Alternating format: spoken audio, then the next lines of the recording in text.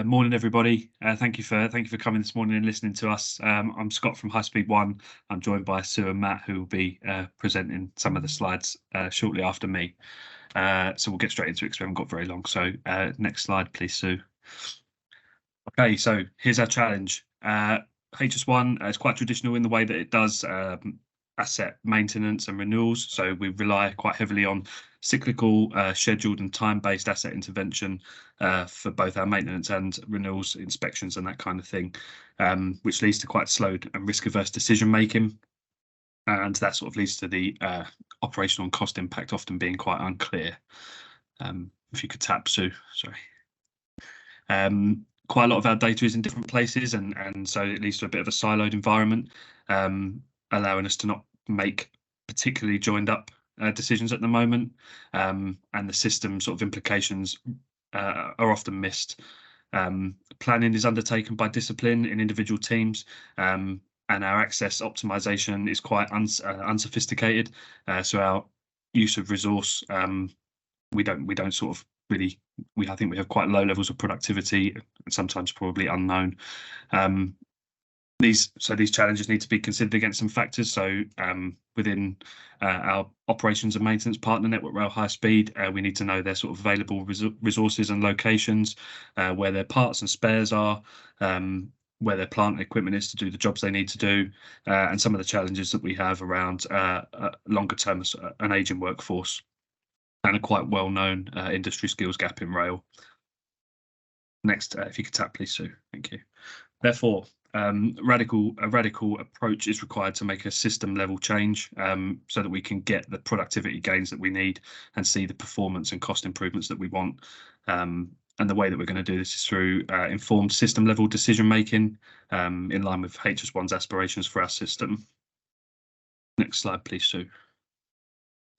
Okay, so when I was chatting through these challenges with Scott and the HS1 team, one thing that's really clear is these issues are not unique to rail. Other industries have identified and managed the same range of issues. So what we were looking for was to accelerate progress and avoid costly mistakes. We were looking for an opportunity to transfer learning.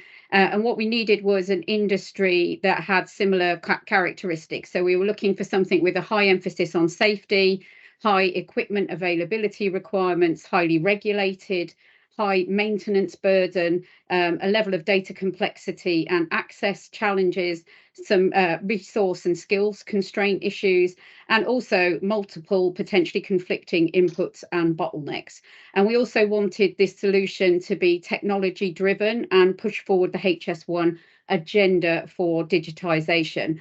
So based on some previous experience, what we went for was we looked at aerospace as a best route for looking at things that are similar scenarios, a similar industry where these challenges have been addressed or are in the process of being addressed. So what we were looking for, a best fit, would be to tailor a proven aerospace enterprise digital twin.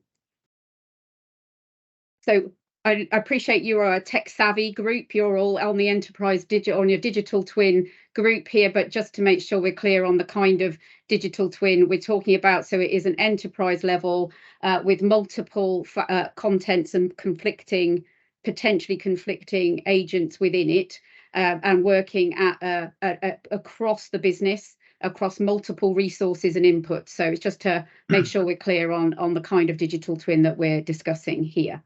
So over to Matt, who is working for Aerogility, which is the company that we're working with for the proof of concept. Thanks, Sue. Yeah, morning, everybody. So as Sue said, a lot of similarities between what we currently do in Aerogility with the aerospace and defence sectors. And Aerogility is a software-based, agent-based AI provider of enterprise digital twins. So we work with, in partnership and as suppliers to leading defence and aerospace companies, EasyJet, Rolls-Royce Defence, BAE Systems, Lockheed Martin, to enable them to get the longer term forecast and planning, as well as the resources, supply chain, infrastructure, etc. requirements captured in a digital realm. We do that through deploying our digital enterprise twin. We've got sector-specific models. Obviously, we've got civil aviation, defence aviation, and we're now breaking into the rail sector with Scott and Sue. And ultimately, the output and the end goal of all the integration of those capabilities is to provide the end user with a holistic view of their optimized asset, their performance, their operational efficiencies, and alignment to their strategic objectives. By having that within the enterprise digital twin, you can make a small change in your planning sector and then see the change of that ripple through how it impacts your resource, how it impacts your supply chain, infrastructure, facilities, etc. So that's where we've started from Aerogility perspective, is taking that learning that we've gained in other sectors and then really tailoring it down to address the HS1 problem.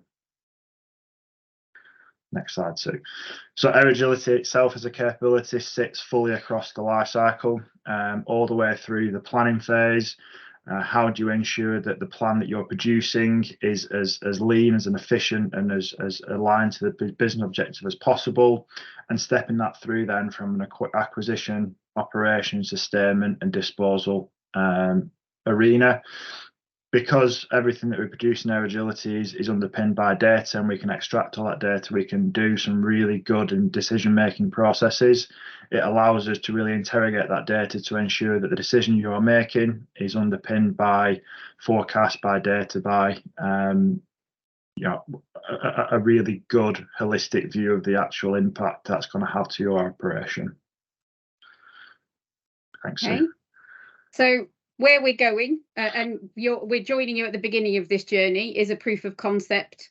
So we've got two parts to the proof of concept. One is the technology side. So we're going to take a current approach. So we're working with Network Rail High Speed to identify a team, and have identified a team within their operation. And we are going to look at taking their work bank, their maintenance work bank, and putting it into the digital twin to see if we can demonstrate some value add and improve the current planning processes to try and drive the result being an improved cost and performance. But there's the second part to that. The system is only part of that story. The second part of that will be the change program that would need to go with that change and the introduction of this kind of technology.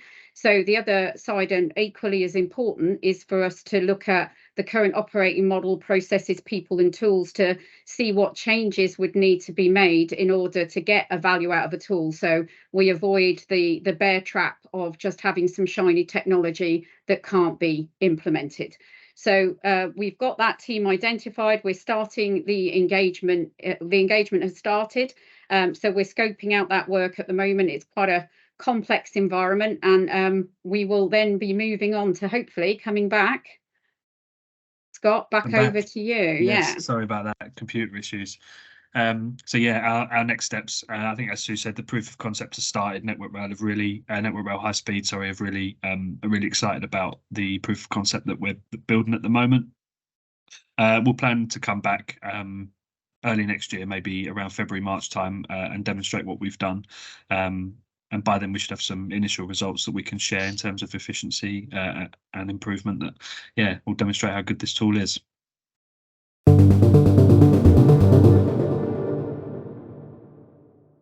So our first question is to both projects. They both incorporate data and information about assets and processes that would be valuable in the wrong hands. How do you approach security? So maybe to Matt, Sue and Scott first, and then to Graham and Corinna. I'm trying to think. There's a couple of different ways we could answer this, because there's the tool itself and there's HS1 security, but I think it probably sits with the tool. Do you think, Matt?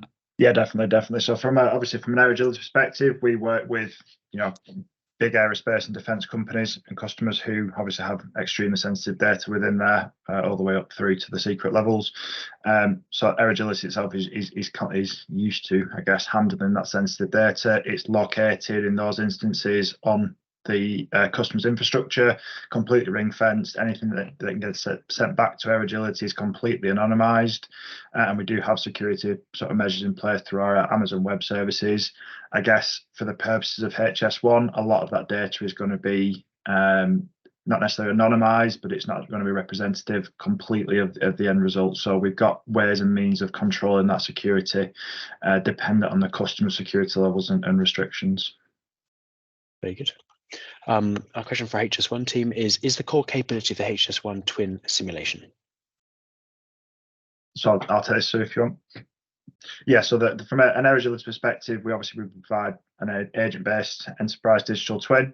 Within that, we can do modeling, simulation, visualization of the overall end results. But one of the key, I guess, capabilities that we're looking to deliver into HS1 is that ability to have an interactive planner, scheduling, forecasting, etc., to allow the teams to make those decisions quicker and remove some of the legacy stovepipe data systems that they've got in place, and bring that data into a central source of truth to allow one change to be made and the impact of that be automatically rippled across to other teams, to save that manual effort of having one data source feed another data source and then having to do those changes manually. Very good. And actually, our final question here is, do you envisage sharing your journey of connecting these networks together? And I guess we can apply this to both projects. Envisage sharing your lessons learned from your projects with the wider community? And definitely from our side, as Scott said earlier, we're hoping to be back in a couple of months' time with a nice shiny proof of concept to demonstrate the work we've done with HS1. And similar to Karina, if there's any questions around Aerogility, feel free to reach out to myself or the wider HS1 piece, Scott and Sue, and more than happy to have a conversation. Yeah, so what we're doing is almost first of a kind in the railway. It's proven in other industries, but first for the railway. So if we're successful, then we'll definitely be shouting about it.